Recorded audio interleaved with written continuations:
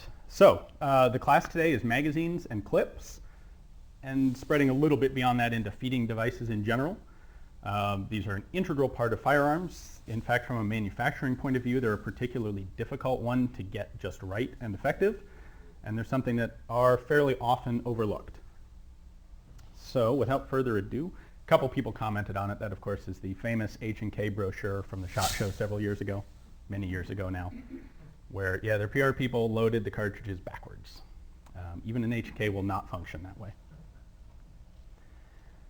So we'll start at the very basics. Magazines and clips. They are often used, the words are often used interchangeably, even amongst people who ought to know better, firearms manufacturers.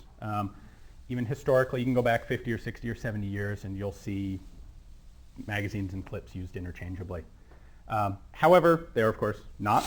Hopefully most of you recognize that. The effective difference is that a magazine has a spring pushing on the cartridges and a clip does not. There are several different types of mags, several different types of clips, and that's what we're going to take a closer look at. Magazines can take several different forms. Obviously, rifle, pistol, we have drums, we have box mags. We're going to not really touch on belts today, but that is another area. And the motive force that you need in a magazine is a spring pushing upwards. There are occasionally spring elements in clips. The important point here is that a magazine spring will push the cartridge upwards so that the top one is in line with the bolt to be fed and fired in the firearm.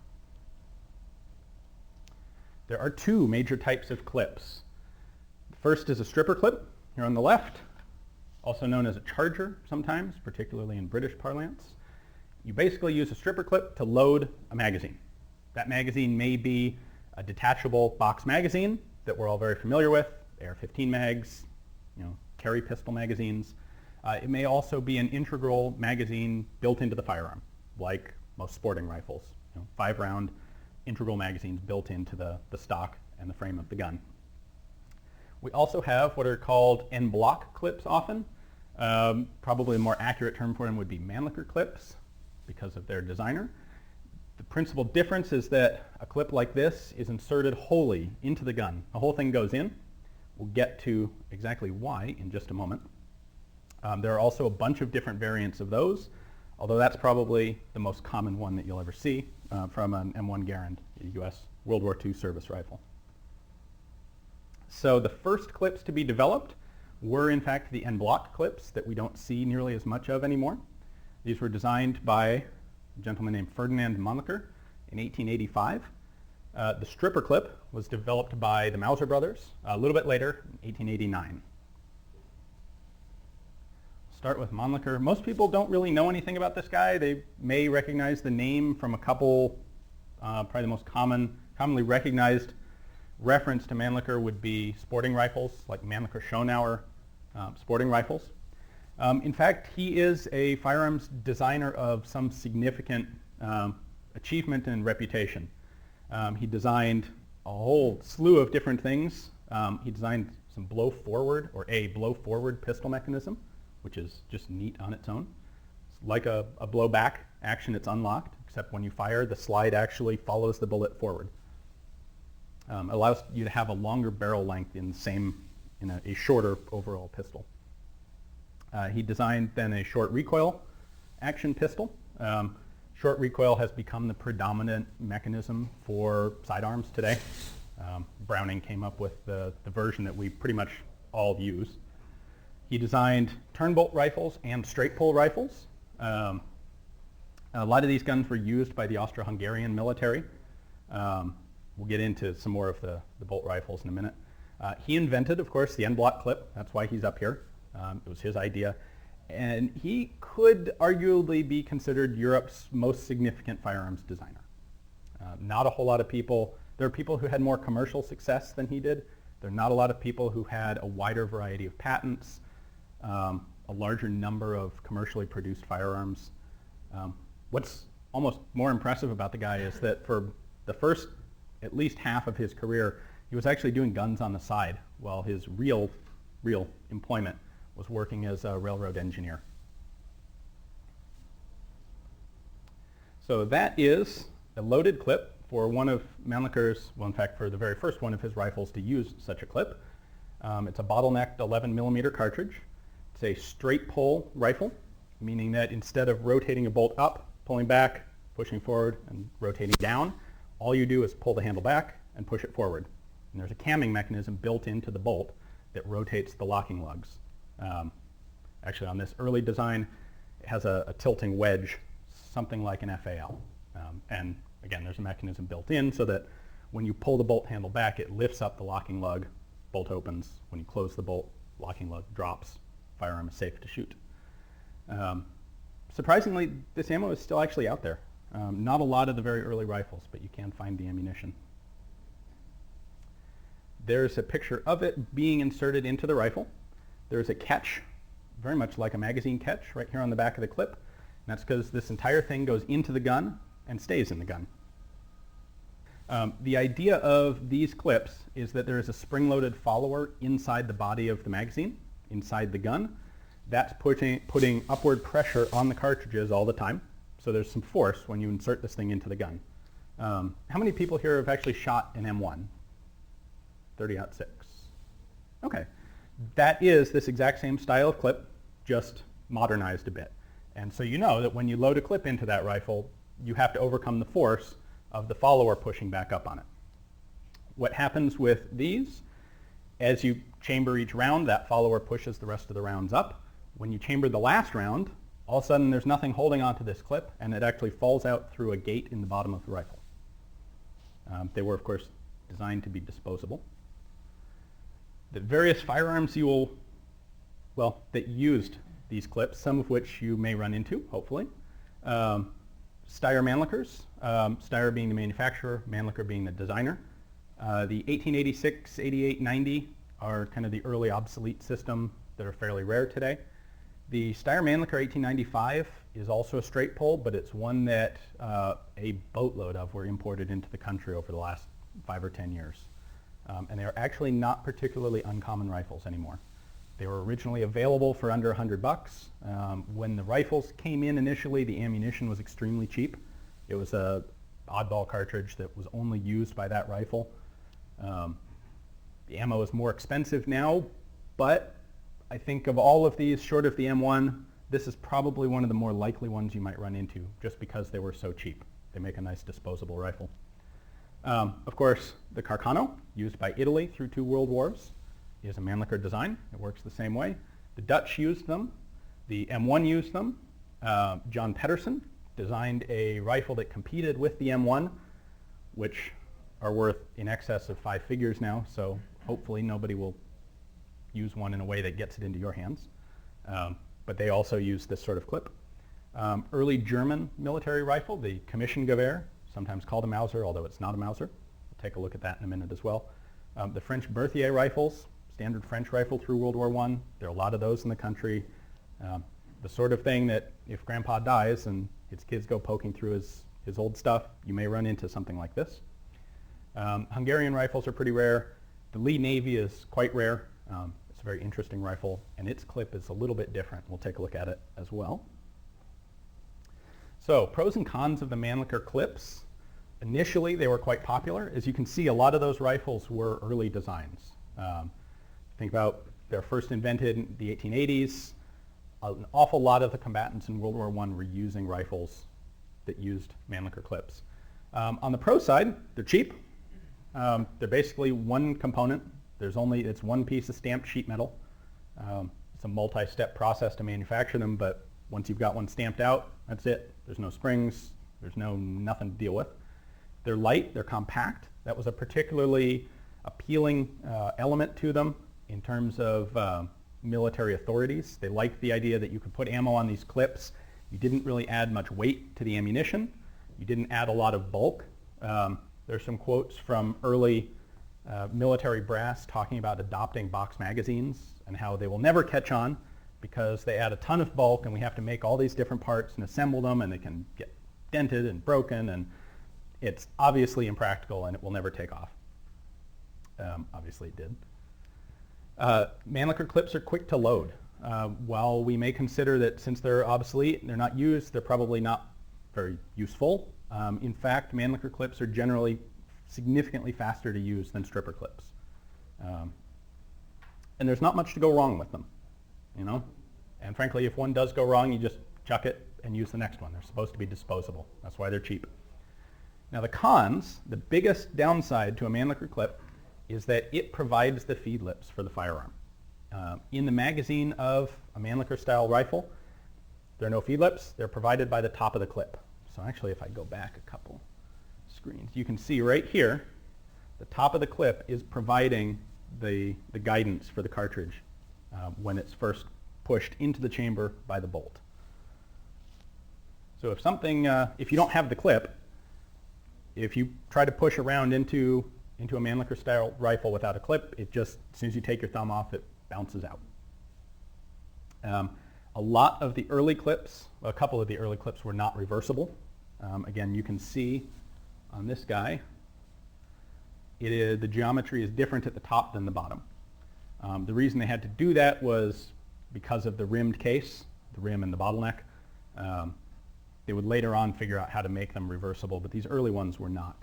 So if you're in the dark, panicked, not sure what's going on, and jam a clip into the rifle upside down, it could take some time to pull it out and fix it. The other downside, something often mentioned in the case of the US M1, is that you can't really top them off.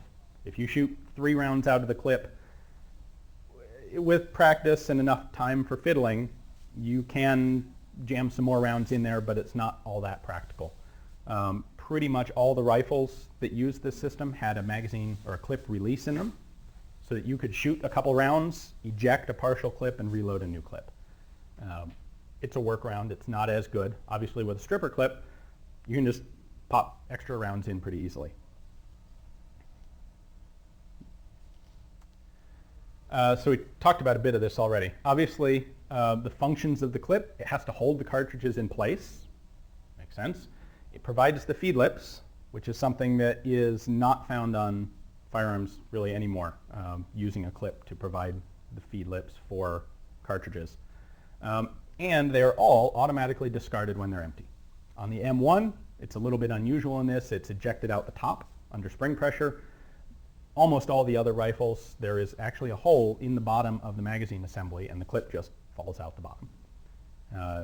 That does leave the possibility open to, you know, someone takes a pot shot at a guy, he dives onto the ground, bottom of the rifle goes smack into the dirt and plugs. You may have to fiddle with it to get the empty clips out. So let's take a look at a couple of the typical clips.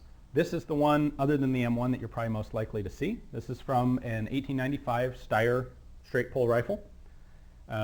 It looks significantly like the earlier version. They cut a window in them.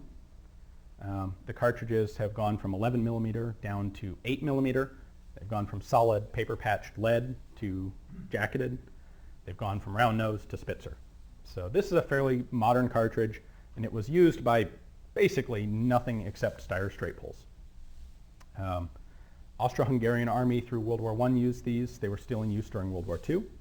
A lot of the guns got refurbished, particularly by the Germans, by the Bulgarians, and they're floating around out there. So, the Carcano, obviously, I expect one of the first notions of the Carcano in a group like this would be the Kennedy assassination, and the very cool video that, or work that Luke Haig did on them.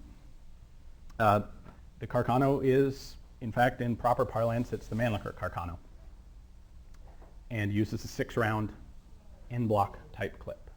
So again, when you chamber the 6th round, this clip falls out the bottom of the rifle. Here we have the German Gewehr 88. There's a bit of an interesting backstory to this rifle. The Germans wanted a magazine rifle. They had a single shot, and they knew that they were getting left behind in the arms race with France. So they sent out requisitions, requests for proposals for repeating rifles. They got a bunch of designs back. They went through and, in a very fiddly manner, decided that none of them were any good, but all of them had elements that they liked. So they kind of picked and chose. They took the bolt from this one, they took the magazine from that one, they took the barrel shroud from this one, and assembled it all together by committee, and miraculously ended up with a rifle that's not half bad. And it did use the Mannlicher style of clip. So a 5-round. You also find these referred to as packet chargers. Take the whole thing, stuff it into the gun, kind of makes sense. The M1, hopefully, most likely thing you'll see, especially in the US. I know we have a bunch of Canadians, right? You guys have some regulations on semi-auto rifles. I'm not sure if there's an exemption for the M1. Okay, so you may run into these as well. Another thing you may often see are 2 or 5-round variations on this that are made specifically for hunting or competition, where competitors or hunters are limited to a specific number of cartridges. What they'll do is cut a little window, or a 3-sided window in the side of the clip, and bend what is in effect a replacement feed lip, which limits the cartridge. So usually I believe there are 2s, there are 5s, and there are some industrious folks who have realized that you can build one that's 2 rounds at one end and 5 rounds at the other, and get them both for the price of one. There's also a modification to them to allow single round loading. Okay, yeah, they're sleds, I know. A solid block. You can take just a standard clip, a couple cuts with a Dremel bend with a detonate. Ah, cool. Load single. Okay, nice. I had never fiddled with that. One of the innovations of, or one of the nice points of the M1 clip is, of course, it's interchangeable, or it's reversible. Doesn't matter which way you put it in. And just for interest's sake, these are some of the variations they went through, not by any means all of them, in the process of trying to figure out how to make the M1's clip. I mentioned that clips and magazines are, from a machinist's or a manufacturer's point of view, way more difficult than their size would suggest. So they kind of started with something that looked like the German Gewehr 88. Didn't need that much surface contact, went to something shorter. That wasn't enough, came back up. With this sort of thing, there are a lot of issues of we want to save weight. We need to make sure that the corners can actually be bent without tearing. And we need a balance between a longer feed lip controlling the round better versus a short one that puts less friction on it. Too much friction, the gun may not function reliably. At the same time, too little control, and the gun may not function reliably. If you ever run across one of these, email me and mail it to me. This is a clip for one of the Pedersen self-loaders. You'll notice it actually holds 10 rounds. The early M1 and the early Pedersen rifles were all developed in a .276 caliber, which was rejected at the time basically for logistical reasons.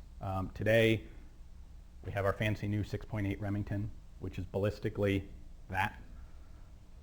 It all just comes around. Yeah? They're made in both the UK and the United States, so you can aim for them. I probably won't find a rifle, you might find a clips with British manufacturer. Right.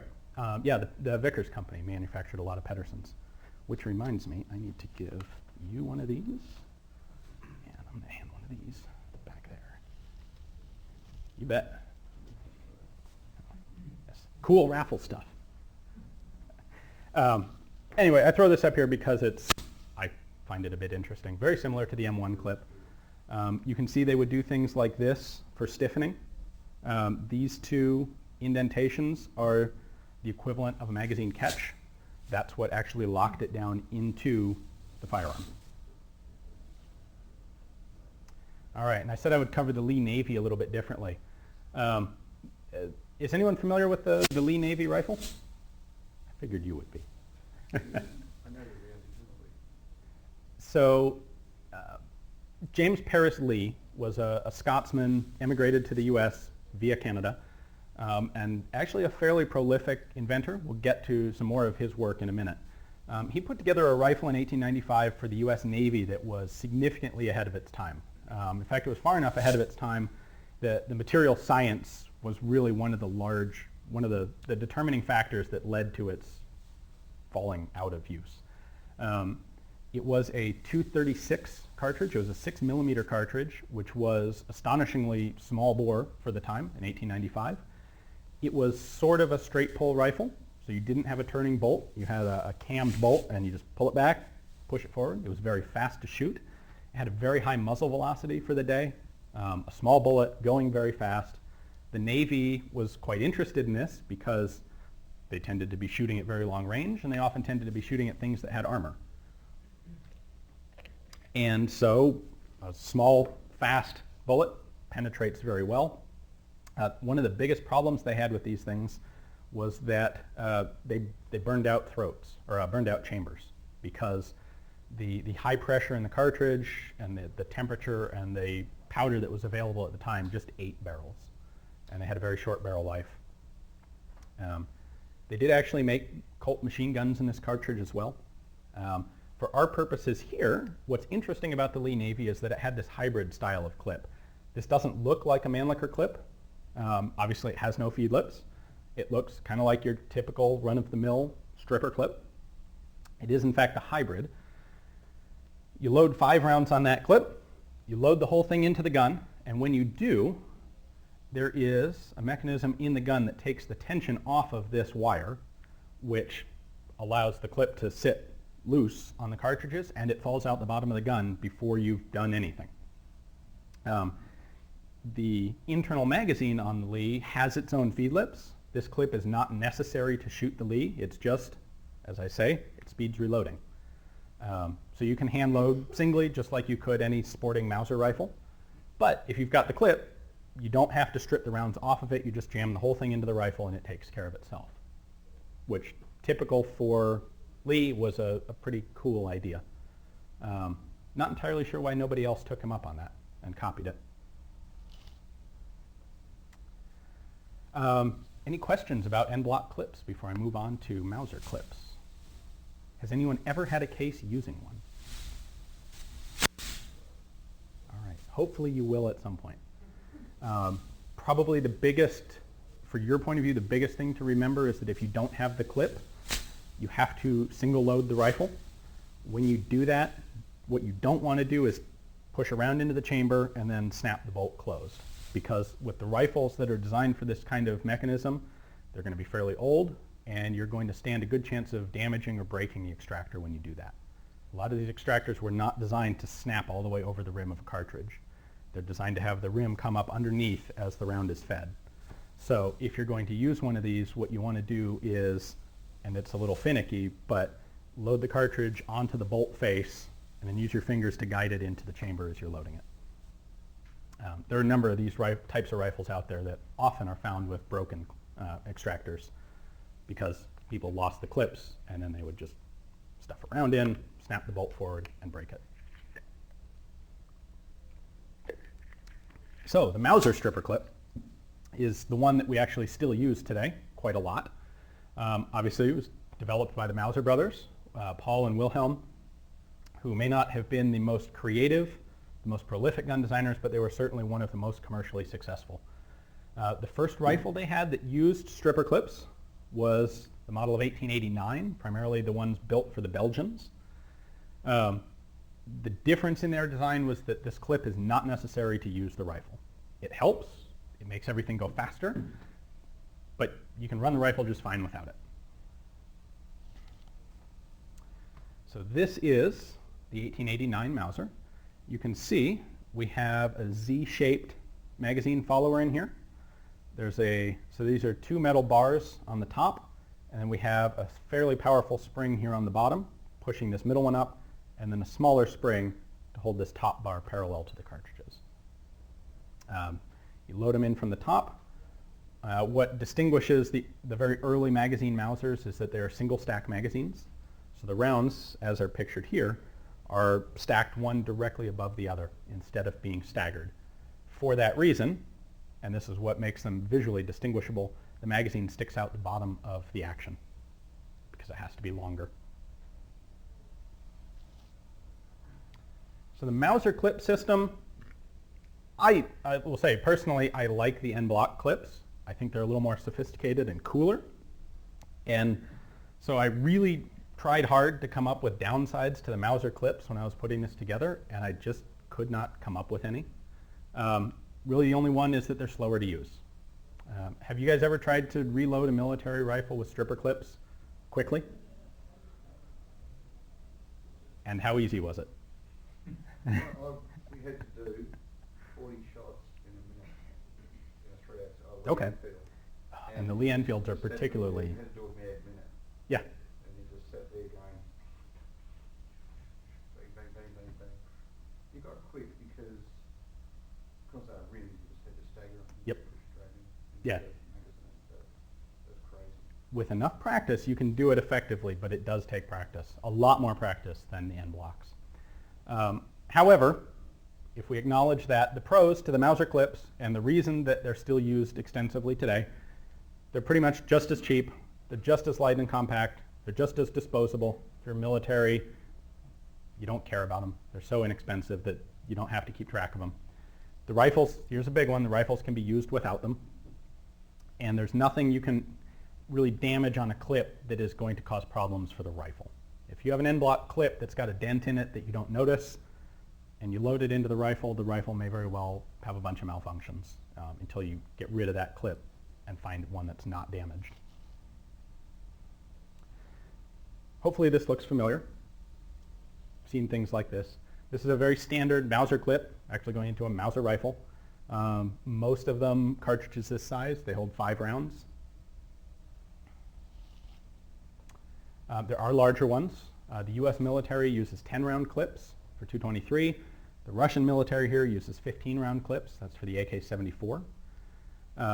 You'll notice this little device, which you also find for US clips, is designed to sit on the top of a box magazine and hold this clip in place so that you can use the stripper clip to load magazine, and then the magazine loads the gun. Now, the other place that we find a lot of these clips, particularly on early pistols, around the same time that they were using a lot of en-bloc clips for rifles, they were using Mauser-style clips for pistols. For 20 or 30 years, it was fairly common to have non-detachable magazines in pistols that had to be loaded from the top. This is a 1912 Steyr. There were hundreds of thousands of these made. They were a standard pistol for the Austro-Hungarian army in World War I. They're still out there today. They're pretty good pistols, although they're not particularly well known. And they have an 8-round magazine in the grip, just like we would normally expect, except that the bottom of the grip is solid and you can't take the magazine out. You have to disassemble the pistol, take the grips off, and then you can pull the magazine pieces out for assembly or for cleaning if you need to. The other very iconic pistol that worked this way was the broom handle Mauser. I assume people have seen those. Have you ever tried to load one of those stupid things with a stripper clip? It's a gigantic pain. A lot of them are very finicky. There are a number of other pistols like this. The Mauser and this guy are probably the two you're most likely to find. If you need to load one of these things and don't have a clip for it, you can do it. It takes a little bit of practice. What you have to do is actually hold the slide open manually. These are all designed so that when you lock the slide open when it's empty, you put the clip in, and the clip holds the slide open. It holds the slide release in place.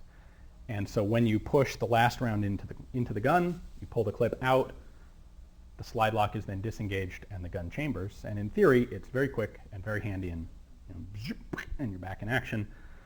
If you don't have that clip, you have to use one hand to continuously hold the slide open and then put cartridges in one at a time and try not to drop it on your thumb.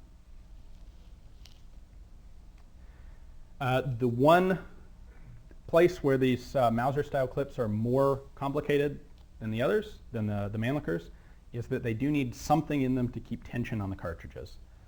Because they are only holding right here on the rim of the cartridge, you need something, or else the cartridges are just going to fall out. On the Mannlicher clips, the feed lips do that for you. The cartridges can only come out by being pushed forward, and there's usually a fair amount of friction required to do that. On these guys, you need something to keep them from falling out the end.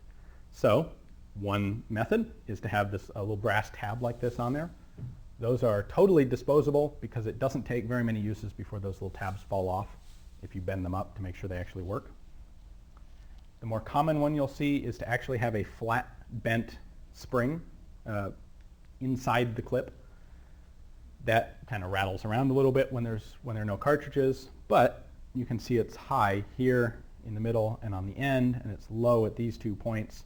When you put 5 cartridges in it, that flattens it out and puts pressure on all of them. If it's too tight, it makes it hard to load. If it's too loose, they fall out. In either case, the best solution is to throw it away and find a new one. Some of the simplified ones, you'll find instead of bothering to have a body piece and then a separate spring, they'll have just one component. This one's actually damaged down here, so look at this end. They cut a 3-sided window, put a little bit of bend into this guy. The middle rounds are still loose, but that tab at the end prevents anything from falling out.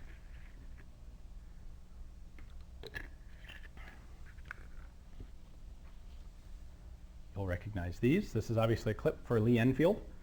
Instead of having any of those mechanisms, what these guys did is actually brought the side of the clip up so that it can put pressure on the base of the cartridge. And then at each end, one at each end, there is a tab that is unconnected here and bent in. And that puts pressure on the last round at each end to prevent them from coming out. So those are the normal ones. Obviously, I'm particularly interested in abnormal types of clip. This one doesn't look much different. It looks, especially from the opposite side, it looks like a Mauser clip. It works like a Mauser clip. What is unique about it is it's one of the very few that was designed for a completely commercial sporting rifle that had basically no military use at all. These were used by some police units, but not a whole lot. This is a Remington Model 8, basically identical to the Model 81. They're a fairly common sporting rifle in the US. They are something you could easily run into.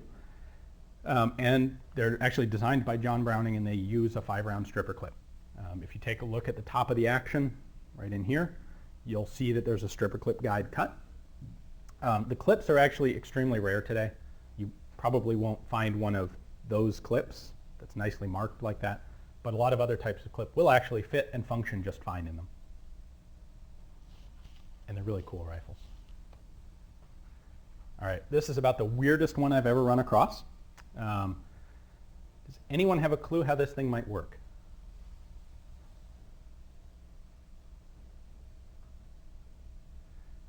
So this view is this thing with the door at this end opened up.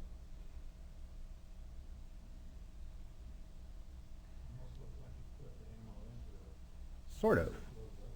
It's almost like it's a lifting mechanism, is what that is. And the reason it's hard to guess is because I haven't showed you the clip yet, which looks like that. It holds 80 cartridges. It is effectively 10 clips stacked side by side into one unit. And you can see this rail on the back. That rail fits into that groove right there. So what you do is you load this thing with 80 rounds, 8 by 10 block, stick it in the side of this gun, and there are 2 separate feeding mechanisms. One pushes the clip inward into the screen, and the other is this ladder assembly that holds onto the side of the first row of cartridges and pulls them one at a time up to where the bolt is. This is an extremely unusual gun. There are only a handful of them around. It's actually modeled on the Maxim heavy machine gun. Mechanically inside it works just like a Maxim. It was experimental. I don't believe they were ever used in the field, but they were probably designed, I think, for aircraft use.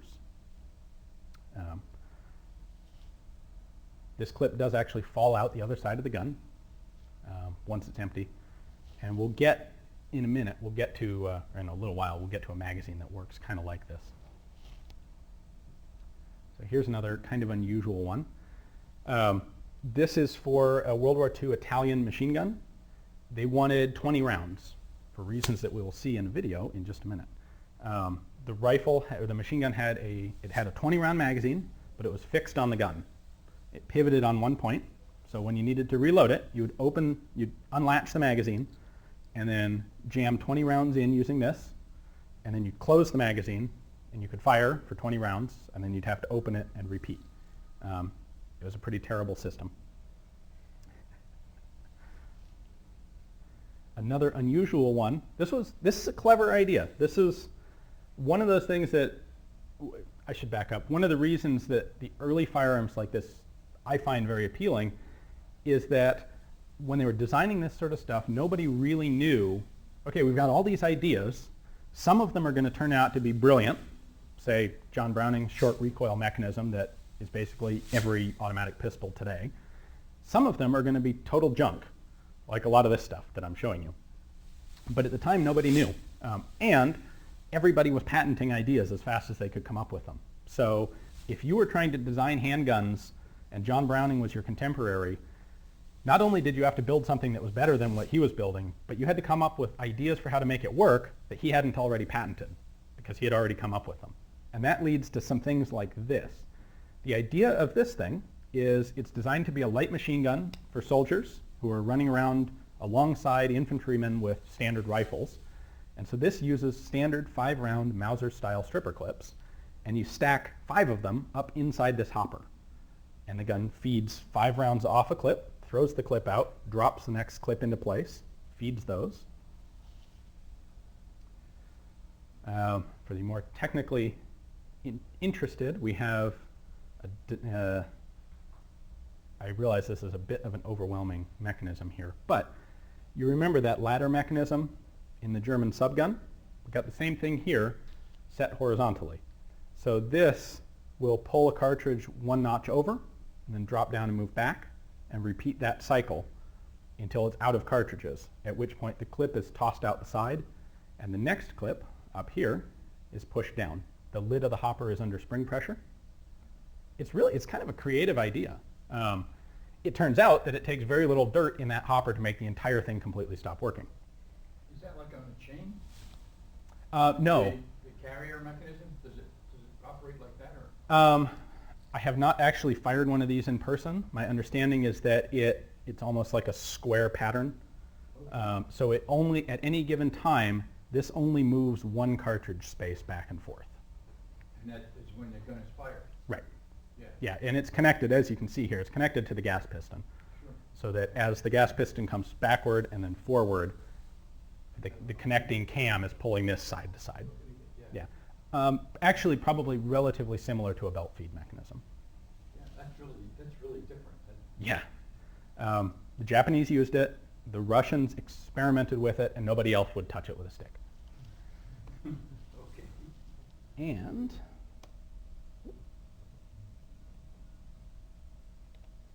so 2 of these that we talked about, I have some video of.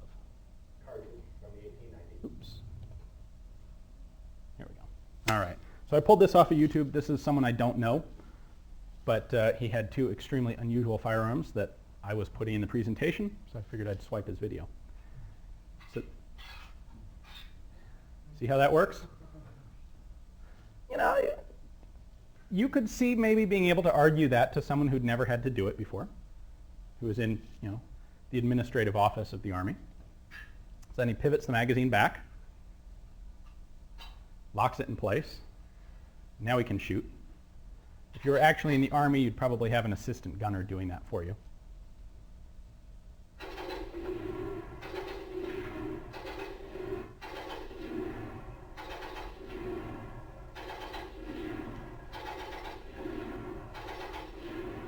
It's really one of the most terrible machine guns ever, but it serves an interesting point. That dirt on that. What's that? Sorry? No, I was just saying the muzzle blast is considerable out of that. Yes. Well, that's in 735 Carcano, which is not it's basically a full-size military cartridge. And it's jammed, it's used in the Western desert and jammed up. Yes. It's unrelated to magazines, but the other problem with both that machine gun and this one is that it didn't have particularly good extraction. The extractors tended to be overly violent, and they would often tear through the rim of the case, and then you end up with a brass case stuck in the chamber and you're screwed. Their solution was to put a little oil reservoir built into the gun and a little pad that would oil each cartridge as it was being fed into the gun. Overly complex. The other problem is if you start putting oil on cartridges and then you add dust, yeah, you get the idea. And if you use these things in North Africa, it's kind of like going to Iraq with them today. They're going to get covered in dust. And that Italian gun was a nightmare to actually use. It works pretty well on a nice, clean, static shooting range. It does not work well under combat conditions in North Africa. The Japanese didn't even have to go to North Africa for this one to have trouble.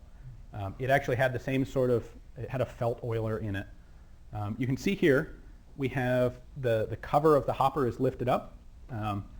It's on a flat spring so that when you lift it all the way up it stays up, but as soon as you put it about 90 degrees down it comes under spring tension. Fairly tight spring tension. If you get your finger stuck in that it will hurt a lot. Our shooter here is placing stripper clips in the gun. There's one. Now the idea is you don't have to carry separate ammunition for this thing. You just have all the guys pass stripper clips when they need them. Something to watch here as he is shooting. As each clip is emptied, the hopper cover drops down a notch.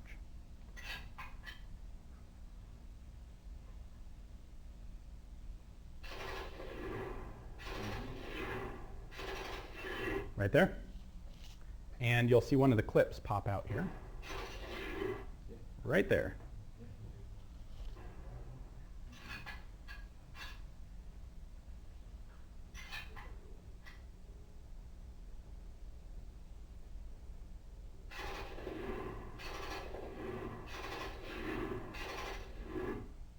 The other funny thing, now this is kind of a gun nerd thing, but the ejector on this machine gun and one of the other Japanese guns is this gigantic external lever that's on a cam, and when the cartridge is in position to be ejected, it is just smacked like a bat out the side of the gun. In fact, I'll back that up a little bit, and you can see this lever swinging back and forth as he shoots.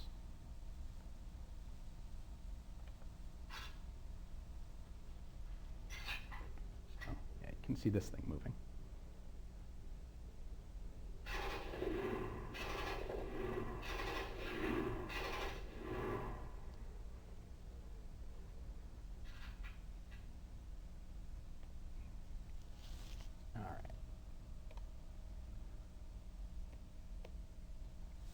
So, a couple of the more esoteric uses of clips. A couple other oddball ones. Canadians came up with this thing. It's a 15-round clip for a Bren gun, along the same lines as the Italian stuff. The idea was you would just use it to top off magazines, to load empty magazines. So 2 of those will fill up a Bren gun magazine. When the US adopted and the UK adopted the FAL rifle, they designed a 10-round clip to do the same thing, decided it didn't work very well. Have you ever put a scope on a bolt-action rifle? Anybody? Messed with them? Try and use clips with it? They don't work? The Finns ran into that problem. Their solution, we will make a bent clip that goes in and then sticks out the side around the scope. Which is almost as creative as the Swiss solution, which was to take the entire action of the gun and rotate it about 15 degrees so that the whole clip came in this way and avoided the scope. This is for the Rothsteyr and also the Rothsauer pistols. They're one of these early pistol designs that I mentioned that has a fixed internal magazine. They're fed by stripper clip. But the guys who designed them recognized that normal stripper clips suck and are a pain in the ass to use, and so they designed a much more sophisticated clip where you have this thumb notch here that slides up and down in the clip, and what it does is put an even pressure along the entire length of the cartridge case. And these things work absolutely wonderfully. I had the chance to shoot one of these pistols, and with this clip it's just very easy, very smooth, and everybody should have done this. But of course it's more expensive, and that's almost certainly the main reason that nobody did. Also, if you run across one of these, mail it to me. These things, in actual fact, this is a little bit smaller than a 9mm, so this whole clip is that long, and they're like $300, if you can even find them. So I mentioned the Swiss. This is, as far as clips that were actually put into service, this is one of the very best. This thing is actually made out of wax impregnated cardboard with a real thin little metal stiffener around the bottom, and it works spectacularly. Unlike the Mauser style clips, it doesn't grab the rim of the cartridges, which means you're not fighting a lot of friction back here when you try and push the cartridges in. This thing, it's enclosed at the top, so the cartridges can't come out there. And then it's got these 4 metal tabs, fourth one's right under there, that hold the rounds inside. And they're fairly flexible, and they're extremely easy to load. They work great. You may actually see these. There are a lot of these Swiss rifles in the country. The most common one is the K31. It's also a straight pull. Has anyone used one? Seen one? Awesome. You ever shot it? Yeah, I own one. Okay. What do you think? Great. Do you have any of the clips? Only one. Okay. Calgary shooting center brought a bunch in, but they're so small for. Yeah. Sent an email out. Yeah. Early on, they were ubiquitous, and then they all dried up. Obviously, these things are intended to be disposable. That's why they made them out of cardboard. But they last a long time if you're careful with them. So, yeah, they're awesome rifles. Another Canadian experiment. This one probably not so great. You can see they've sized. You know, the advantage here, and obviously what they were going for, was cost. This is going to be cheaper, and it's going to be really quick and easy to make. They've got one wire that's fitted inside the rim of the cases, so that should hold them relatively stable. I expect this thing would be a real hassle to actually strip into a rifle. The other idea, or one of the other ideas they came up with, this is also experimental Canadian. This was probably significantly more expensive, but probably worked better. They've actually got a full-length follower, basically follower, on this clip. So you can jam your thumb on that, and it will put pressure evenly across the cartridges, which would have worked well, but it probably cost too much and weighed too much. Any questions about clips? Anything at all? That last one that you showed would have a tension to hold those cartridges in place? Yeah, that. Let's see tension that. At the head? That is a good question. Probably both the head and the rim. I bet they've got.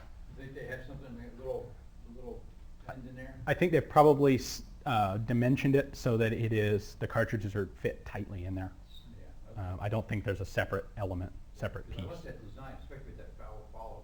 Yeah, That should make it a lot easier. yeah. Yeah. Which is, obviously, then they're not going to put it into production.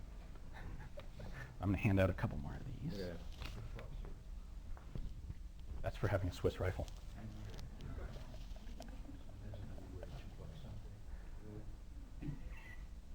All right. So has anyone run into clips at all ever in a case?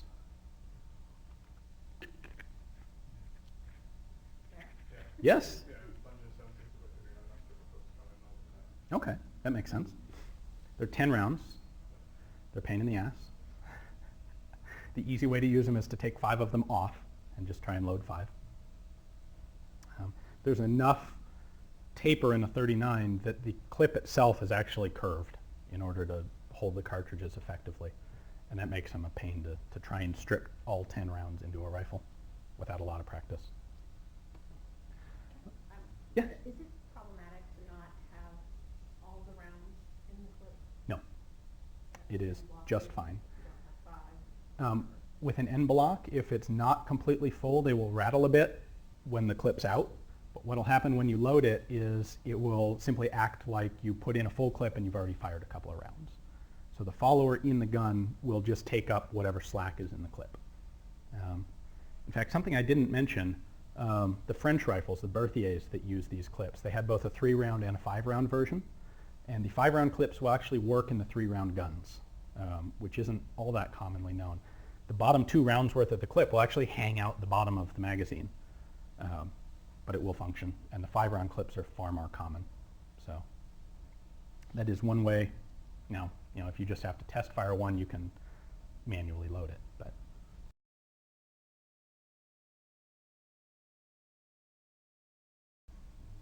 all right, why don't we go ahead and get started? I think we still have a person or two missing, but we'll let them show up on their own. So detachable box magazines, interestingly, were developed before any of these clip designs came out. The guy who came up with the idea was James Paris Lee. As I mentioned, he was a Scot by birth. Well, anyway, we're just starting back up. So Lee was born in Scotland, moved to Canada, and then moved to the US. Is a fairly not really well-known name in firearms design, but he probably ought to be. His most significant contribution was, in fact, the detachable box magazine, which really has not changed much at all since he came up with the first ones back in 1879. So basic principles of a box magazine as opposed to a clip. It's going to hold multiple cartridges. It's going to provide some motive force, which is pretty much always a spring, to push the cartridges up so that there's always one in the line of the bolt ready to load. It almost always includes feed lips to control the travel of the cartridge from the magazine into the chamber. What you usually want is for the back of the magazine, the feed lips, to hold onto the cartridge until the nose of the bullet has just entered the chamber. That way there's no way for the bullet physically to become uncontrolled and fall out. Box magazines, generally, self-contained and removable. There are some examples of ones that aren't really removable, but those are the exception by far. So Remington, that 1879 rifle was a design invented by Lee, produced by the Remington Company. This was designed for U.S. rifle trials. The U.S. spent about 30 years they claimed, trying to find a good repeating magazine rifle to replace all the trapdoor Springfields that the Army used. And they spent an awfully long time rejecting everything that everyone gave them. The Remington Lee got rejected. A lot of rifles in this era would be rejected at military trials, and then they'd be produced in small numbers on the commercial market. So you do see them. Often a military trial might reject the gun eventually, but they'd order 1,000 or 2,000 of them for troop trials in the process. So what we can see here, like the Mauser fixed magazine, it's 5 rounds and it's a single stack magazine, so all the cartridges are one directly on top of the other. This was initially designed for 45-70, which of course has a big prominent rim. So you'll see that the cartridges are staggered so that one rim is always in front of the one below it. That prevents rim lock, which we'll cover a little bit more in a minute. What's interesting, primarily, you guys will get you'll recognize this. This is the forerunner of the British Lee Enfield rifle. So this is the very first design of Lee's magazine. It kind of looks like magazines today, except for being single stack. So we have grooves in the front, and those control the position of the bullet side to side. There is this interesting set of grooves in the back. And what that actually is designed to do is control the rim of the cartridge, so that this is what forces the cartridges to be staggered, is that this is not parallel to the back of the magazine. So that you'll have one cartridge here, and the one above it will be a little farther forward, and so on, with this ramp out at the front, allowing the cartridge to be fed out of the feed lips. On this early version, the feed lips only come to right here, which is something that was changed as time went on. Now I realized I have video of shooting the 1885 model of this rifle. U.S. Army cartridge from the 1890s. And in order to load here, what we're going to do, well, the first one's easy. You push in there, push it back.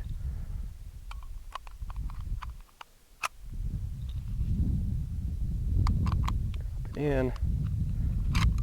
So these are rimmed cartridges, so the magazine design needed to accommodate that so that the rim of one round didn't catch on the rim of the round below it.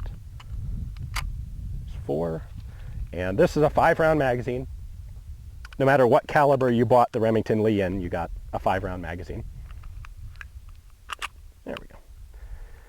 And it really is it's a nice, stable, secure magazine, even when it's out of the gun. So let's go ahead and load it up and see how it shoots with some original ammo. Mag in place.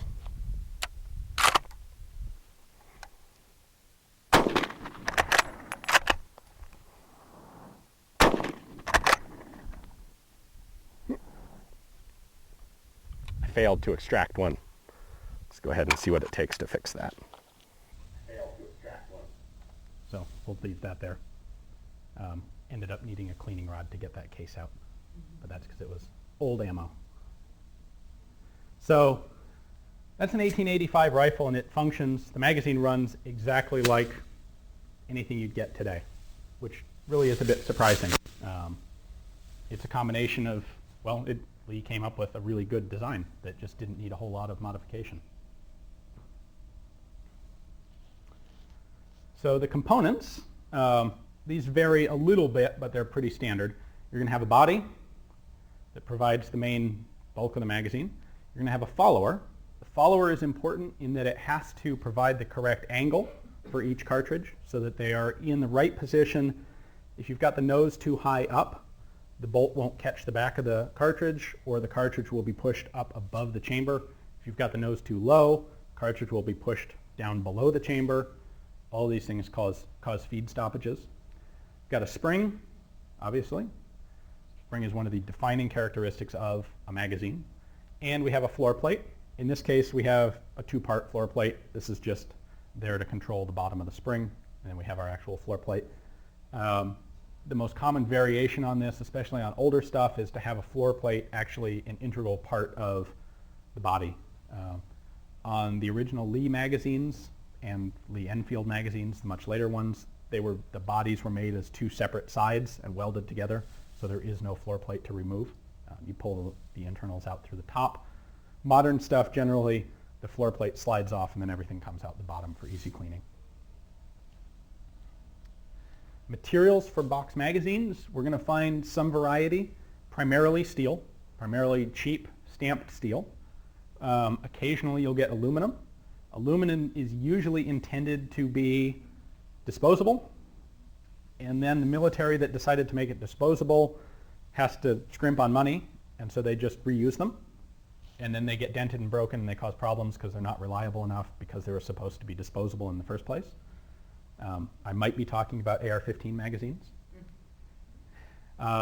In more recent days, we've gotten various types of polymer, some junk, some extremely good. Obviously, Magpul is a very, very popular, quite reliable polymer magazine system that's out there today. You will occasionally get mixes. You'll get polymer magazines that have steel reinforcement. A Glock magazine is an excellent example. The bulk of the thing is made out of polymer because it's cheap and easy and light, but then they have steel reinforced feed lips to make sure the strength in polymer, it can take a lot of, what's the best way to put this? You can do things like run over polymer magazines with vehicles, and they'll flex and they'll come back and they'll work, where metal would flex and stay flexed. It would be inelastic.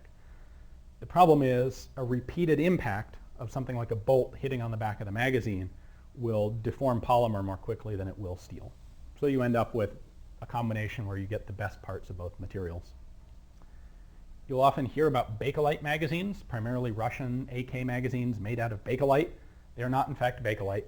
Bakelite is far too brittle to actually make magazines out of. These are a combination of usually fiberglass and resin. Similar to Bakelite, but it's a misnomer. Bakelite, the actual stuff, was the first patented plastic that was used. And it was used for things. You know, they used it for things like electrical transformer or electrical insulators and various other types of component, but not something that would have the strength requirements of a magazine. You make this out of Bakelite, and like the first time you do a mag dump in it, the feed lips will probably snap off the top. So a few characteristics of identifying and understanding how magazines function. We're going to look at feed position, we're going to look at the number of columns, we're going to look at curvature, and we're going to look at feed angle. So the first one is feed position. This is something that actually has a significant impact on the practical uses of a firearm magazine. The ones I have here for an example are a Sterling submachine gun mag on the left and a Sten submachine gun mag on the right. Basically identical applications. The guns are, for all practical purposes, the same utility. You can see the difference here. A double feed magazine presents cartridges on the left and then the right and then the left and the right. You will find most rifle magazines work this way. Whereas single feed magazines, they have that alternating stack down here in the magazine, but when it gets up to the top to feed, it narrows it down into a single point of presentation.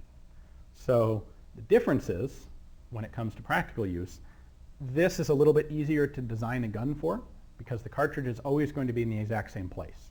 And you can design the bolt to to pick up the whole cartridge right there, easy.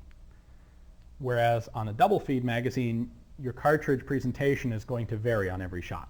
So the bolt has to be able to pick a round up from over here or from over here, alternating, which isn't a huge deal, but it is a little bit more difficult. The downside to having one of these guys is it's significantly more difficult to load. Jamming a cartridge in there with your thumb after about the 10th one, you have to put a lot of pressure in because what you're doing is starting as a single stack, and then the pressure of your thumb has to push the cartridges from being like this to being staggered. And that takes a lot of work. These magazines pretty much have to have loading tools in order to fully load. Whereas a double stack magazine, they get stiff by the end, but you can easily load a 30-round double presentation magazine by hand. The British used these things all the way through World War II, despite the fact that they sucked and they were hard to use. But they were cheap and easy to make. So these are the number of columns, like I was talking about. All the early magazines were single stack. One of the few real improvements we've had to magazines is to figure out that, hey, if we stagger the cartridges like that, it doesn't get a whole lot wider, but we get twice as many of them in there. So this is, of course, a single feed, double stack magazine. This is a single feed, single stack magazine. Most of your automatic pistol magazines today are like this. They're single feed. Probably because you don't want to make the slide wider to accommodate a double feed magazine at the top. There are a few out there. Steyr made a military pistol that was double feed. There are a few others. Occasionally, we get quadruple stack magazines. Usually, these are accompanied by a ton of hype and awesome publicity, and then they kind of peter off when people realize that they're unreliable and a pain in the ass. Really, the only four reasonably common ones. The Russians actually adopted one for real for the military, for the RPK-74. It's the light machine gun version of the AK-74. It will fit any AK-74 in .545 caliber. Surefire decided that they would cater to the tactical crowd, and they made one for the AR. I should say both of these are 60-round magazines. Surefires are probably pretty good, but they're not 100%. They do have problems functioning. The Finns made one for their submachine gun, the Suomi. It's a 50-round magazine, and they ended up basically ditching it for drums because it wasn't reliable. And the Italian Spectre submachine gun has, I believe it is also a 50-round quadruple stack magazine. The way these things work internally, and this is from one of the Finnish ones, it's basically two side-by-side double stack magazines. They get very difficult to load because you have to do this convert from a single stack to a staggered column 3 times. Once here, and once here, and once here. And then obviously that's a source of potential reliability problems. It takes a lot of spring pressure to run them. You may run into them out there, but they're not usually all that great of a solution. Here's another weird one. The other way to get 4 columns of cartridges is to put 2 in front and 2 in back. So this is a magazine body that looks like it ought to be chambered for something like .223, when it is in fact split down the middle, and it's got 30 rounds of 9mm in the front and another 30 rounds in the back. You can see we have 2 springs, 2 followers, 1 big floor plate. There's the gun that used it. That one actually worked decently well, although it was never adopted. That's a British Vesely submachine gun, World War II vintage. Another one. People can't help but keep tinkering with some of this sort of stuff. In the 60s, the US government decided that they wanted to put a lot of math into firepower, and figure out better ways to have effective military forces. And what they wanted to do was use multiple projectiles instead of single bullets. And there were a couple ways that they experimented with doing this. SPIW, it's the Special Purpose Infantry Weapon, and this was a program that ran for a number of years in the 60s. It was both preceded and followed by other programs with different names doing the exact same thing. They experimented with things like duplex and triplex cartridges, where you have one brass case and you've got 2 or 3 bullets stacked up nose to tail inside. So you fire one round and you get 2 or 3 bullets out the end. And what they were experimenting with was what kind of dispersion do we get with these multiple projectiles, and are they accurate enough to be effective, and at what range? They pretty much weren't. They were. The continual argument back and forth in the Army over this sort of program was between the marksman school, where we want our guys to be able to spot someone at 2,000 yards and take a steely-eyed bead on them and shoot them with one precise round, versus the statistics crowd that said, nobody actually ever does that. We just want them to be able to hose something down, and if they're firing 3 projectiles for every pull of the trigger, we're going to get enough lead downrange that will hit something. And they put a lot of effort and statistical study into proving that they would in fact hit something. And really there's a lot of legitimacy to both schools of thought. The duplex and triplex rounds eventually gave way to the idea of high capacity burst firing guns. All right, we'll go back to 1 round per cartridge, but we'll, every time you pull the trigger, it'll fire 3 of them. And it'll do so fast that they'll all be out the barrel before the recoil really takes an impact on the shooter, and you'll get the same sort of effect. With this when they were doing this one, that was the idea, and instead of using bullets, they were using fléchés, so very small, very light darts in cartridges. I don't think I have a picture of the cartridge itself, but the cartridge for this rifle was roughly the size of a .223, but it had a dart inside it with a little sabot on the nose. Those didn't really work either. I think that AAI company was basically, its entire existence was founded on providing test rifles to the U.S. Army that would get rejected and then replaced with other AAI test rifles. They made a regular version and a bullpup version of this thing, and the magazine for it is kind of cool. So this is another quad column magazine, because you've got 2 stacks of cartridges in the back and another 2 in the front. And if you look at the feed lips here, you can see that there is no way for a cartridge to be pushed up out of this back column, because they're solid feed lips. Whereas up here, they look normal. So you'd stack 30 rounds in each column, and then there's a tab right here that engages a mechanism in the rifle which holds down the back so that the bolt strips cartridges from the front first. When the front's empty, this tab hits the top, flips a switch in the rifle, and then it starts taking cartridges from the back and feeding them all the way out of these feed lips into these, and then out of those and up into the chamber. And that's why it's got this divider in here. You can see the cartridge comes out of here. It's got a little feed ramp cut into the follower in the front. This divider and this feed lip hold it in place, and it slides through here and then up into the chamber. They made the thing out of aluminum. It's actually just slightly too short to hold a standard .223, which is unfortunate. But I actually found this thing at an auction and went all nerdy drooly over it. So there is at least one of these guns still in the country in a museum. So if you run into one and need a magazine, let me know. I will loan it to you. I don't think it's at Springfield. It was made by Springfield. Aberdeen Cruiser Ground had one, and it built at Detachable. Okay. Closed. I think they went to the Smithsonian. Yeah, where they will never see the light of day.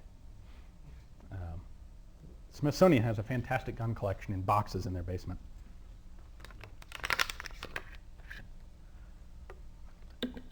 Eventually, for what it's worth, the problems with quad stack magazines like that led them in later iterations to use drum magazines instead. And then they scrapped the whole program and just built AR-15s. So curvature. We will find variations in magazine curvature. That's about as extreme as they get.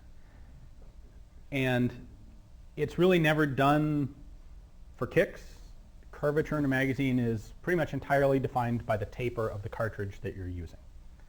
So you'll notice that longer 9mm magazines are typically slightly curved. That's because there's a little bit of taper to a 9mm. If you, an MP5 is a good example of that, although they do make straight ones. If you look at the, say, 10mm magazines for FBI MP5s, they're completely straight. That's because there's no taper on the 10mm. This is a magazine for a French light machine gun. They were using an extremely tapered cartridge, 8mm Lebel. What's interesting is that that cartridge was in some ways designed that way deliberately because the rifle they were using at this time needed a taper like that. It's worth pointing out the rifle that the French designed with this cartridge, the Lebel, had a tube magazine under the barrel, just like Western-style lever action, but it was designed to use pointed cartridges. And what they did to avoid having the cartridges detonate each other in the tube is have this taper such that when the cartridge is lying in the magazine, it's pointing at the rim of the cartridge in front of it, not at the primer. And as a backup, if you look, and I should have put a picture of this in, if you look at the case head of an 8mm Lebel, it has a groove cut around the primer. And the idea there is that if recoil or whatever happens to bounce the nose of the previous cartridge up at all, it will slide up, hit that groove, and get stuck in the groove and not detonate the primer. The French used millions of these rifles and never had any significant amounts of detonation. So it worked great in the rifles, but it led to, you've got about, I think, a 24-round magazine here that has to be a complete half circle. Now, this is also, and not because of the curvature, probably the worst magazine ever designed. This was intended for World War I use, whereas you might have heard it was muddy. And for what, it's really kind of inconceivable, but throughout the entire war, they never managed to figure out how to replace this with a magazine that didn't have holes in it. They made a couple of very half-hearted experimental attempts at it, never actually did it. And they also made these magazines out of very, very thin metal. You'd be really surprised picking one up. I know I was the first time I handled one. If you grab that magazine and hold it too tight, you can actually jam the follower and prevent it from feeding. And the way the gun was designed, this often functioned as a front hand grip. But if you gripped it too hard, the follower wouldn't move. And it also might not move because it was full of mud. It did not work well. It has given that machine gun the reputation as like the worst gun ever built, which is a little bit unfair, but only a little bit unfair. I'll point out the worst one was actually the U.S. conversion of this thing to 30-06. Well, yeah, but it's the worst design. Everyone thinks so, but I hold a special place in my heart and I give it a little bit of respect. The reason that the American one was so terrible is that they actually improperly manufactured the barrels. They didn't cut an extractor notch in the back of the barrel, so the extractor just slammed into the face of the barrel on every shot, and they actually had the wrong specifications on the chamber. The chambers were cut too short, so when the bolt did chamber a cartridge, the cartridge would, or the brass would actually jam into the throat and be extremely difficult to extract. You will almost, in fact, I have never been able to find a picture of an American one actually in combat, because every single one of them got, the troops that had them would dump them and get the French ones instead, which for all their problems actually work as long as they're kept clean. So we saw our Sten and Sterling magazines earlier, one being the Sterling, down here being a double feed. You may also recognize that from Star Wars. Sten, single feed, which you'll recognize from, I don't know, videos of the IRA. And the guns are functionally identical. They're both straight blowback submachine guns.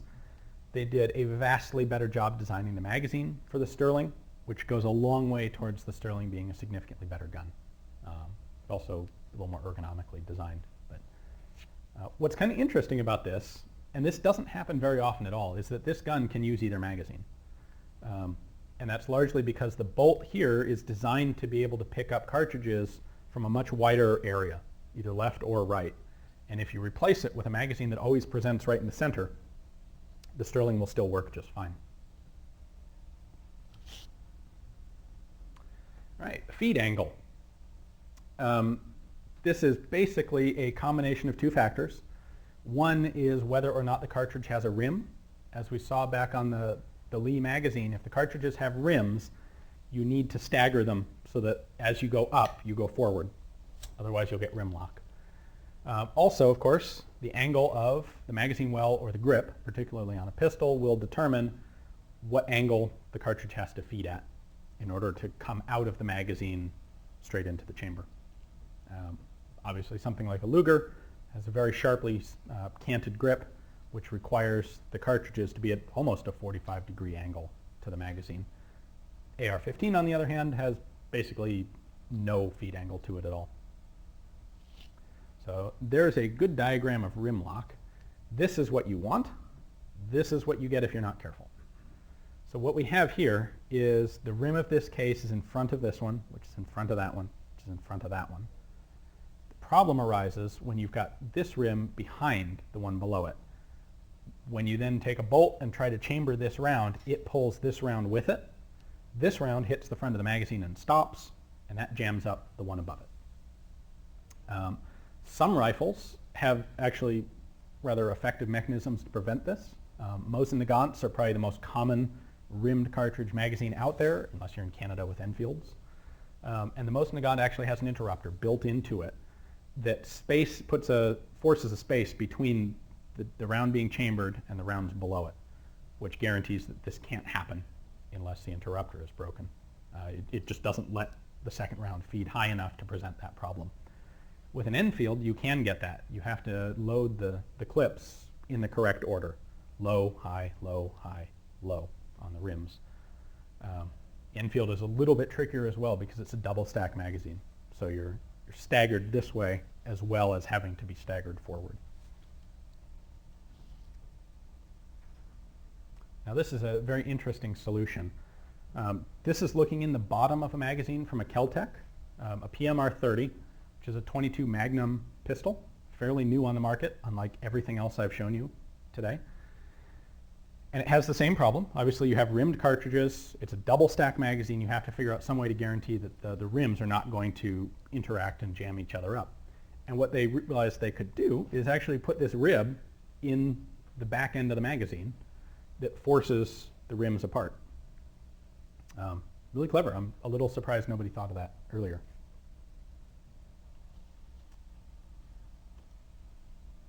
So drum magazines are, well, for one thing, they were the alternative to really big box magazines.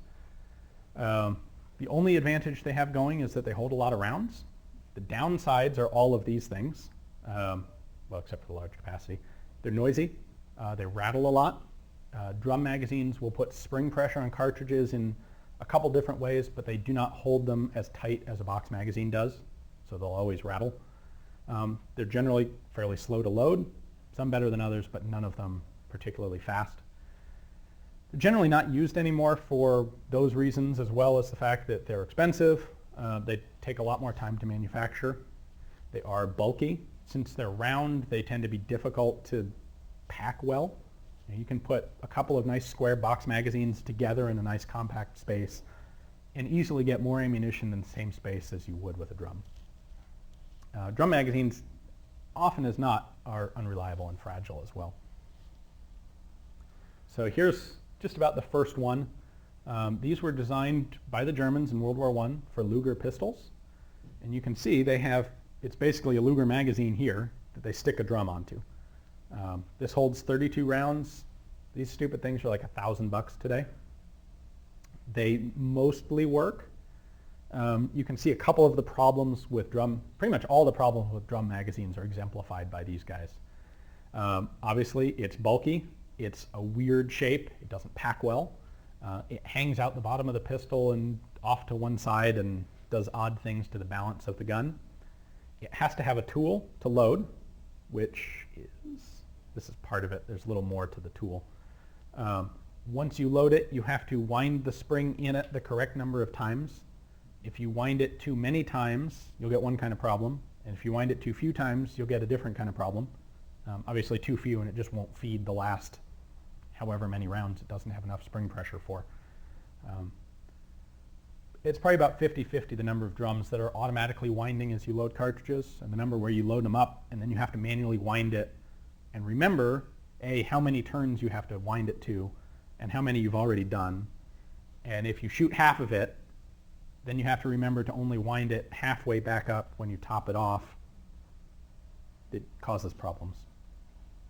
The Germans did actually try to use that in their first World War I submachine gun. Same problems. It's weird, it's bulky, it still doesn't work all that well, and they very quickly replaced that with a magazine very much like a Sten magazine, with a box magazine that worked better. This one is a little bit of an oddball in that it sort of looks like a drum, but it functions differently. This is for a Lewis light machine gun. The British used them during World War I. A lot of countries used them during World War I, actually. This sits on the top of the gun, and we're looking at it here from the underside. What makes this unusual with magazines is that it does not have any springs in it at all. It sits on a peg on the top of the gun that's keyed, and as the gun fires, the gun physically rotates this entire thing, which pushes cartridges down into the gun. What it has are grooves here on the outside that hold cartridge rims, and it's got this helical screw in the front, or in the middle, that holds the cartridge noses, and pegs to keep them separated. So, the first time I saw one of these, I assumed that half of it was missing, but in fact that's the whole thing. This is probably the most common drum you would actually see. This is two different versions of an AK, AK-47 or AKM drum. This guy is Chinese. The whole back of it is on a hinge and opens up. And what you do to load it, has a coil spring, or a clock-type spring wound up in here. And you fill each one of these little spots with cartridges. Each one holds 6 rounds. You've got a track running on the front surface to control the noses. And then each one of these guys holds 1 cartridge. Whole thing holds 75. Close it up, and you've got a key, just like a wind-up toy on the back. And you wind that up to use it.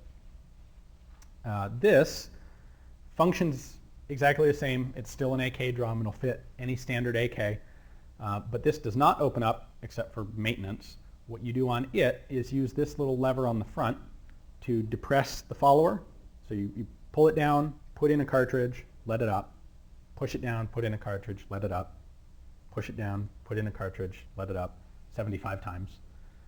And it runs. It's a little more it's a little more idiot-proof because it doesn't force you to wind the spring yourself. It does that for you automatically, so it'll never be wound too tight or too loose unless it's broken. On the other hand, it's a lot slower to load. Used to be these were expensive and these were cheap, and now they're all relatively cheap. Common failure points you'll find on magazines. It's fairly straightforward. If the feed lips are bent, that's going to cause you problems. If the feed spring is too weak, that's going to cause you problems. And if magazine body is dented, that'll cause you problems. Let's see, I think. Yeah. So the problems you're going to end up with deformed feed lips are manifold. Basically, you're going to end up with the bullet either coming out too high, too low, or getting jammed down into the magazine. So if the front of the feed lips are too wide, they are not going to hold the cartridge down as it's being loaded. It'll be almost certainly at a little bit of an angle coming out of the magazine. The bolt pushes it up and pushes it too high, and it comes out the top of the gun, or it hits above the chamber and stops. If the bullet nose is too low, often can be happen if the feed lips are pushed in at all, holds the bullet nose too low, it jams into the front of the magazine or into the face of the barrel below the chamber. If you have problems at the back of the feed lips and the case head isn't properly controlled, it can pop up out of the magazine and end up in all sorts of weird positions. if it's held too low in the back of the magazine, the bolt won't catch it. It'll ride over and it will jam a dent into the side of the cartridge. These are all relatively common problems that you'll run into. And they're not necessarily, if you're familiar with a magazine, you can tell by visual inspection. If you're not familiar, it's very difficult to know what these elements are supposed to look like.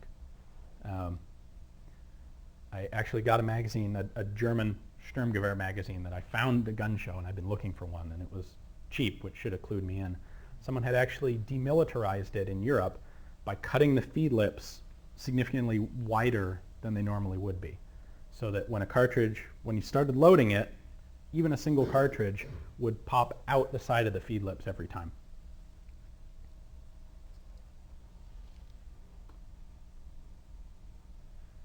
And feed lips are the primary reason why a magazine doesn't work. That's usually what's wrong. Factory original magazines for a gun are usually going to work fine. The factory has a pretty significant vested interest in making sure that they'll run. Where you're often going to run into problems are third-party suppliers. I wouldn't say Triple K, except Triple K is a big factor here.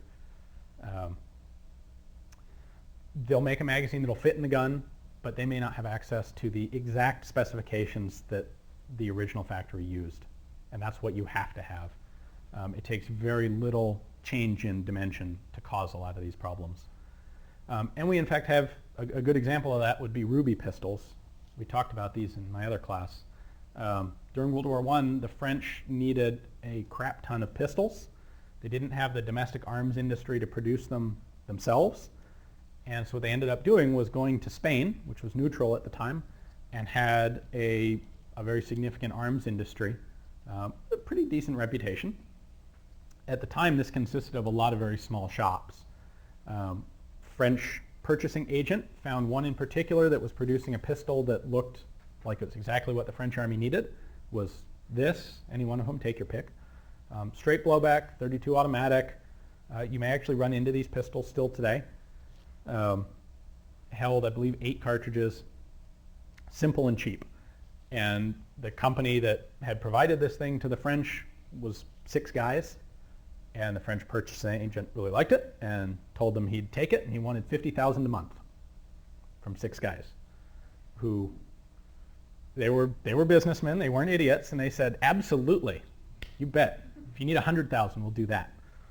And then they, as soon as the guy went out the door, they immediately subcontracted as much as they could out to all the other shops in the area, which resulted in all the pistols, as a general rule, worked, but none of them had interchangeable parts with the other shops. More importantly, none of them had interchangeable magazines with the other shops, unless you just happened to get lucky. So they're all the same design, they're all the same capacity.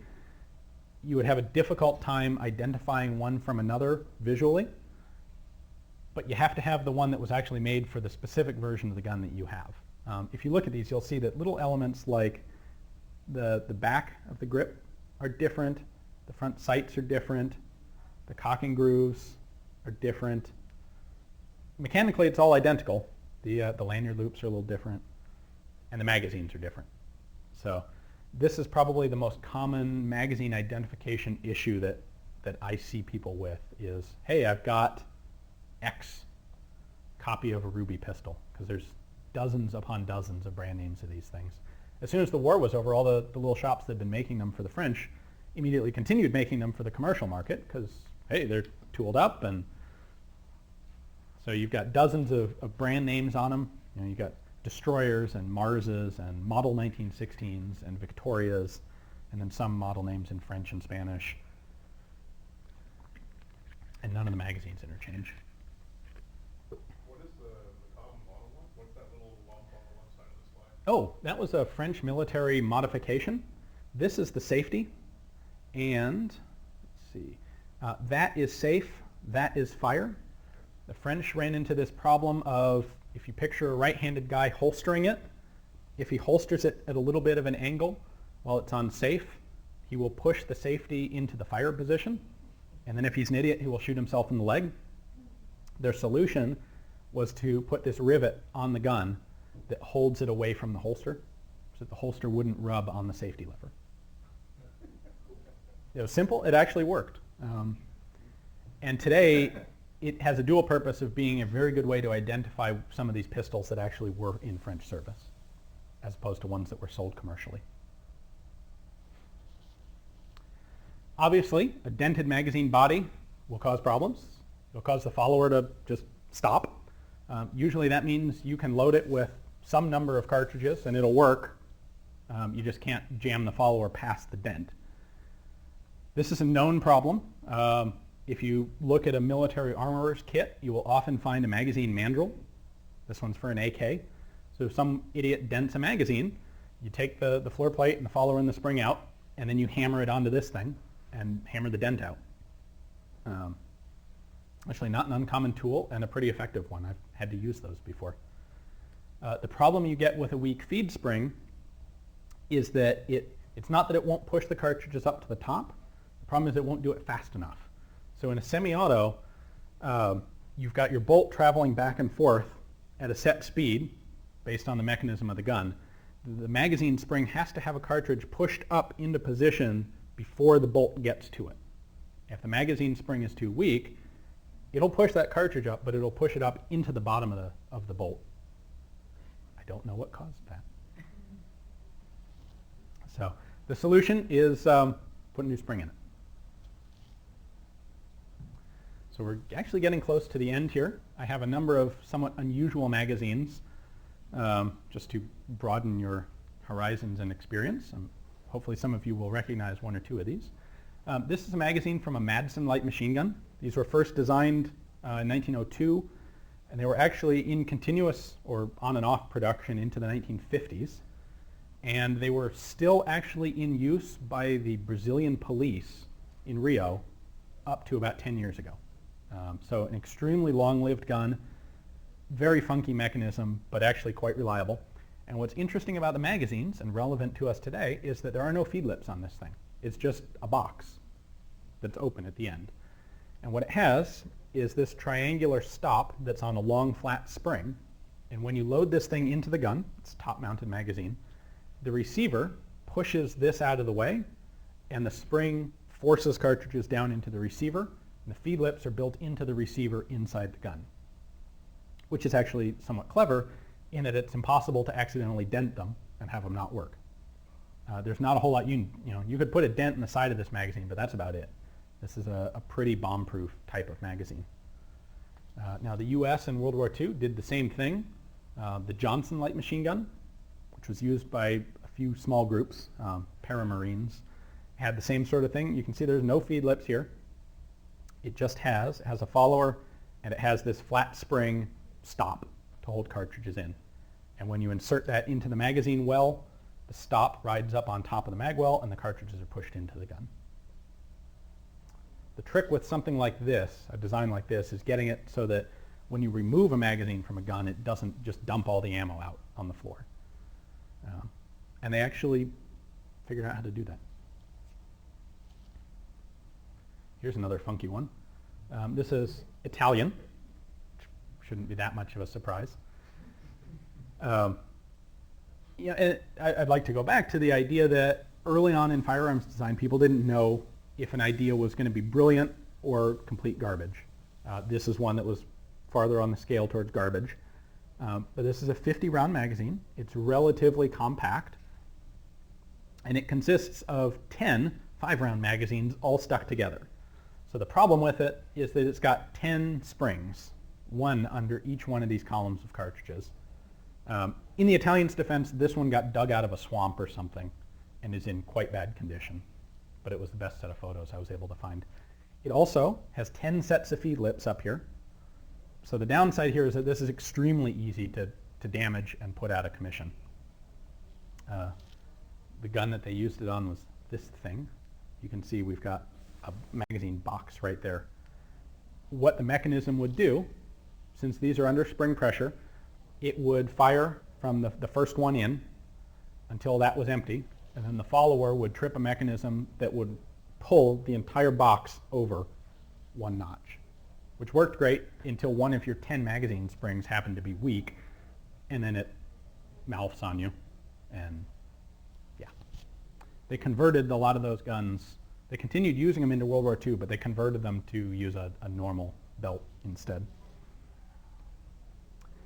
One other thing we haven't really touched on, which, to be honest, you will probably never see in your professional careers, are feed strips. This was a French idea that instead of having a flexible belt, you could make a single piece metal strip that would hold 15 or 24 or 30 rounds. Fairly easy to manufacture because it's one piece of steel that you just stamp a bunch of little holding bits out on. And then you put this in the side of the gun and it feeds all the way through like a belt, falls out the other side. The Italians had a gun that worked on this kind of principle in World War II with a twist that's kind of interesting and unusual that I have some video on.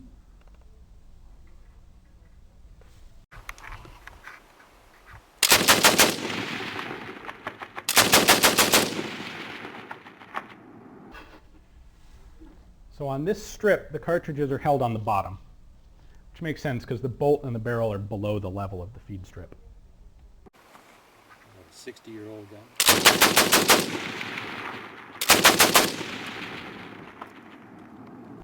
This is the feed side. You can see it pulling the cartridges in.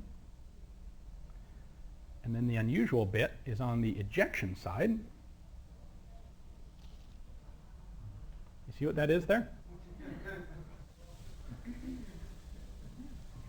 It pulls the round out of the feed strip, chambers it, fires it, extracts it, puts it back in the strip, and then pushes it out the other side of the gun. So neatness counts. What's that? Neatness counts. Yeah, and you can see why they would think that was good. And one of the uses for this gun where it did make sense was in armored vehicles. In which case, you don't end up with the floor covered in little round things that you can slip and fall on. The problem is, if you're not in an armored vehicle, and you need to reload your feed strips, now you have to pull all the empties out of them first, and then put new cartridges in. Do they just pull right out, or? No, they're a pain in the ass.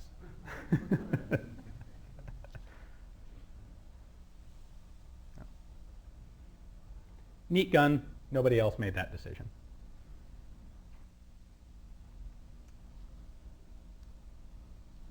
We are just about done here. So that's an unusual one. This is the front of the magazine. That's the back. And it has this tab that prevents cartridges from coming up or going forward. The reason being, this was a turn-of-the-century British pistol that actually pulled cartridges out the back of the magazine, which I can guarantee you'll never have a crime with because they only made like 80 of them. However, this design actually got copied very, very recently. Have any of you guys heard of the Boberg? Put on the market just a couple years ago, and it works the exact same way. Your feed system, you got a magazine, obviously. I don't have a picture of the nose of the magazine, but the feed lips actually completely encircle the nose of the bullet. So there's no possible way to push a round out the front. What you have instead, this purple piece, is a two-pronged claw that drops down, hooks on the rim of a cartridge. When you fire, the slide comes back, and that pulls a cartridge out with it. When the slide's all the way back, this claw pivots up, and when the slide goes forward, it pushes around into the barrel, and then the claw drops down to grab the next round. The reason that they did this was because this is designed to be a very compact concealed carry pistol. You can see the barrel comes all the way back to the back of the magazine. If this were a typical design that fed forward, your chamber would have to start out here. So they're able to get about a 30% longer barrel by pulling the cartridges out backwards and then feeding them in. The downside, this isn't the world's clearest picture, but this is what happened to me when I test fired one of these things. First of all, you can see the feed lips on the front there. Who can figure out what happened there? How? What do you think happened? This is literally, I pulled the magazine out of the pistol, and that's what it was. I did not touch it.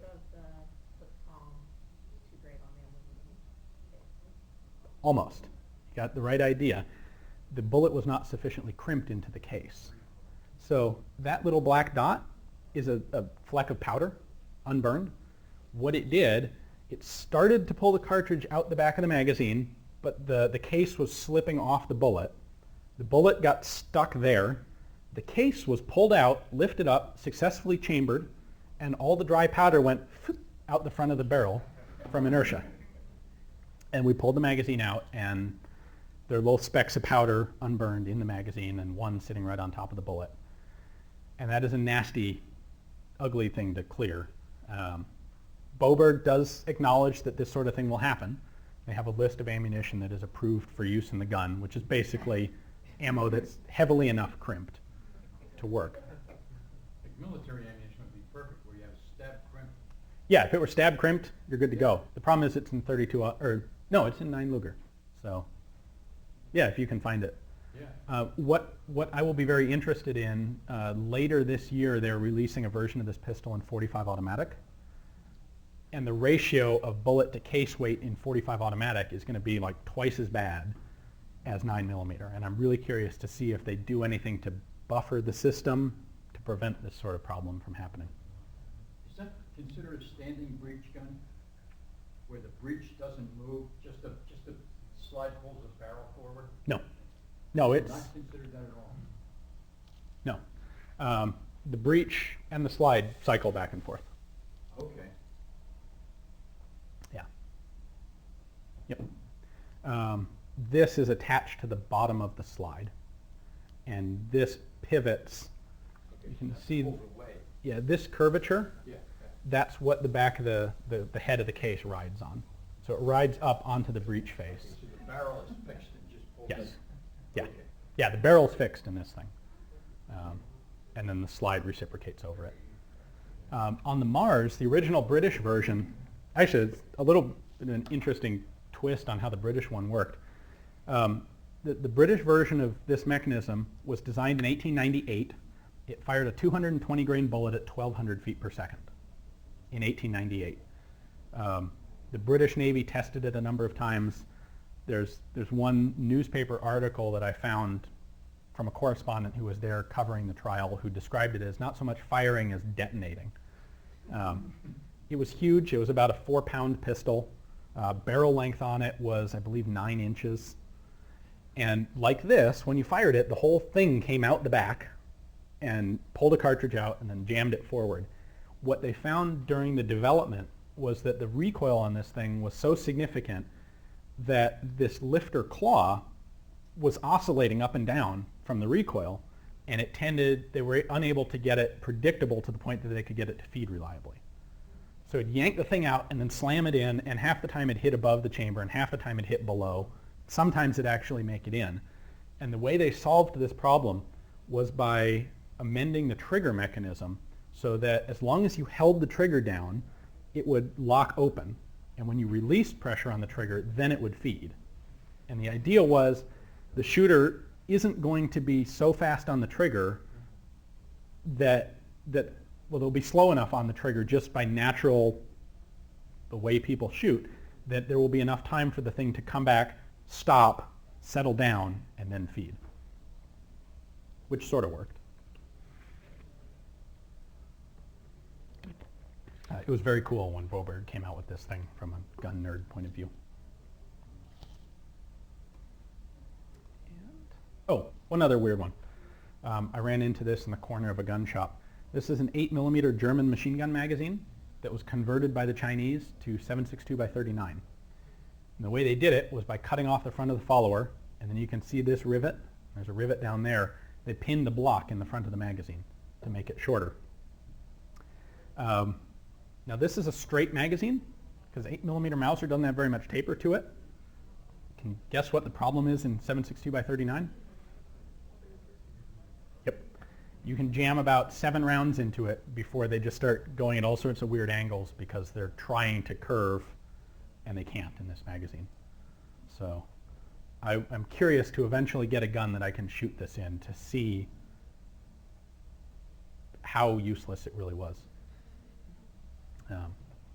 The Chinese up to World War II did some weird stuff like this. You just look at it and you go, this couldn't possibly have worked well. There are a number of Arisaka rifles that they rebarreled for 7.62 by 39, and they would leave. What they did was use an SKS barrel thread it for an Arasaka receiver, put it on. So a lot of them actually have underfolding spike bayonets on bolt-action rifles. And they would leave the SKS front sight, and they would leave the Arasaka rear sight. The SKS front sight is about an inch taller than the Arasaka sight would have been. And I do not know for the life of me if they trained for this. You know, they deliberately like used the ladder and they knew that you had to set it at 700 yards to actually hit, or if they just didn't care, or if they were incapable of shooting well enough for it to make a difference, or what. They did some nice work with the two-handle Mausers. Yes. Yeah, it's a dichotomy. There's some fantastic Chinese production stuff, and there's some absolutely terrible stuff. In my markings class, we took a look at some counterfeit Chinese pistol markings, where the guys making the guns had stamps of all, you know, a bunch of English characters and words, but none of them read English or any of the Romance languages. And so they would do things like stamp Browning Mauser on a pistol with a Belgian proof mark next to it. Or, you know, if they didn't have the whole word stamp, they just had letters. You'll find Chinese counterfeit pistols that just have this completely random gibberish lettering on the side of them. All right, so we're done a bit early because I miscalculated slightly. Does anyone have any questions? I hope I didn't completely bore you to death. Hopefully we've expanded your field of expertise a bit so that the one time you see one of these odd things, you'll recognize it.